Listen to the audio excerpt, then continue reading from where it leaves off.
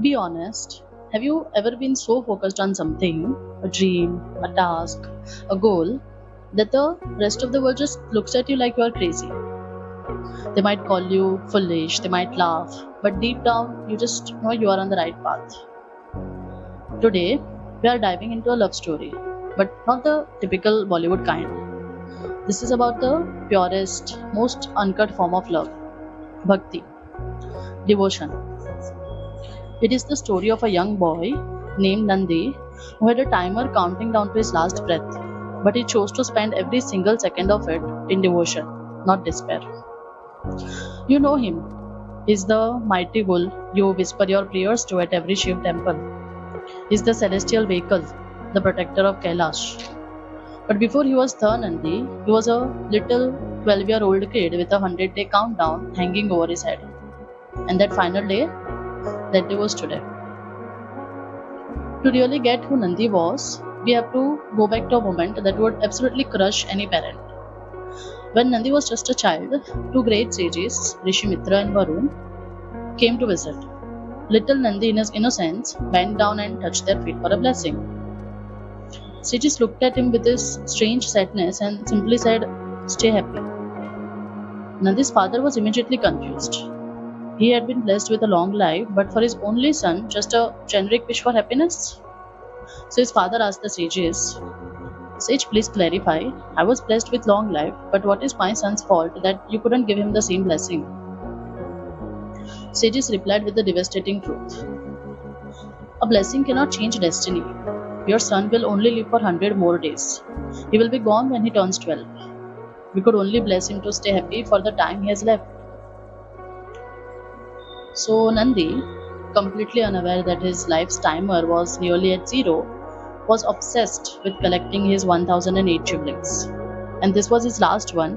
He was carrying it, pouring everything he had into this task, when two villagers stopped him and challenged his devotion. Villagers said, "Hey, aren't you worried about Prajapati Daksh? Don't you know worshipping Shiv is banned around here? You bell Buddhi." Nandi, resolute, answered them, "Shiv is my lord. Why would I be afraid of Prajapati? I will take Shiv to a place where he can be served and where he won't have to be alone." They continued to mock him, questioning his ability.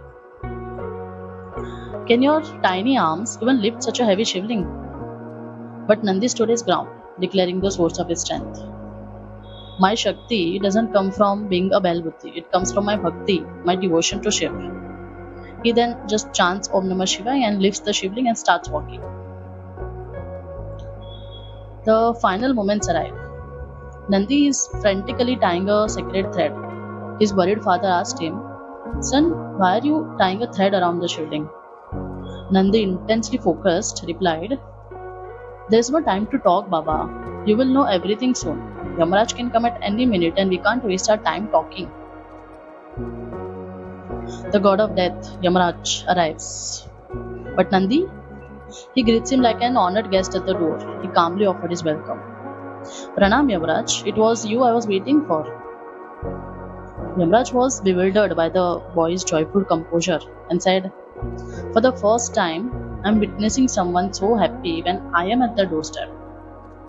Nandi explained the secret to his happiness. "My existence holds no importance. You can take my life, but not my love for Shiv. That is why I'm always elated, and that is why my father has named me Nandi, the joyous one." Yamaraj then gave him a final instruction. "You have only a few moments left on earth. Bid goodbye to everyone." And Nandi gave his final powerful declaration. "I do not belong to this world. I only belong to Shiv. I tied this thread so that I can only see Shiv until my last breath. My body may not be a part of him, but I'll always be tied to Shiv like this." He circles the shivling, singing the ancient hymn Karpur Gauram. He sings and circles, getting dizzy, thread unwinding and tightening around his hand. He's focused only on the shivling, removing the thread slowly, and he keeps singing until the very last stanza, until his very last breath, and then collapses, unconscious, right against the shivling. That thread of pure devotion is still wrapped tightly around his hand. And Yamaraj starts walking to fulfill his duty. but he's stopped dead in his tracks. Suddenly, the air crackles, the ground trembles, and Lord Shiva appears. At that very moment, that sacred thread is now magically connected. One end to Nandi's hand, and the other end is secured to Mahadev's own feet. We are talking goosebumps here. Shiv, with tears almost flowing from his eyes, offers a blessing. He breathes life back into Nandi. As consciousness floods back, Nandi's eyes open and he sees Shiv. He just smiles, a smile of ultimate relief and surrender. And then, with whatever little strength he has, he immediately starts singing Karpur Gauram again. He keeps singing, his eyes locked only on Shiv. Shiv is just looking at him, tears threatening to fall, completely overwhelmed by this pure love. Yamraj, angered by this interference, confronted Mahadev. Lord, I came here to fulfill the duty you have only assigned me. Is it right to alter destiny in such a manner? Shiv's answer was firm and absolute. I am not causing any problem in destiny. I am here because of devotion. You can fulfill your duty, but you'll have to take me along with Nandi as well. Yamraj says, I am Kal, but you are Mahakal. You are greater than Misha. And Shiv gave the ultimate truth. But not greater than love, not greater than duty, and this is my duty to protect Nandi's love and his devotion. Shiv gestured to the thread connecting their souls and continued, do you see this thread, Yamraj? It is not a mere thread. It connects our souls. When Mahakal can't break this connection. Shiv then praised Nandi's selfless act. World chants God's name for their convenience, for their joy. But Nandi got 1008 Shivlings from remote locations just to ensure my symbol remains safe. This is the true test of devotion. We, the Lords, look after the functioning of the world, that is our duty.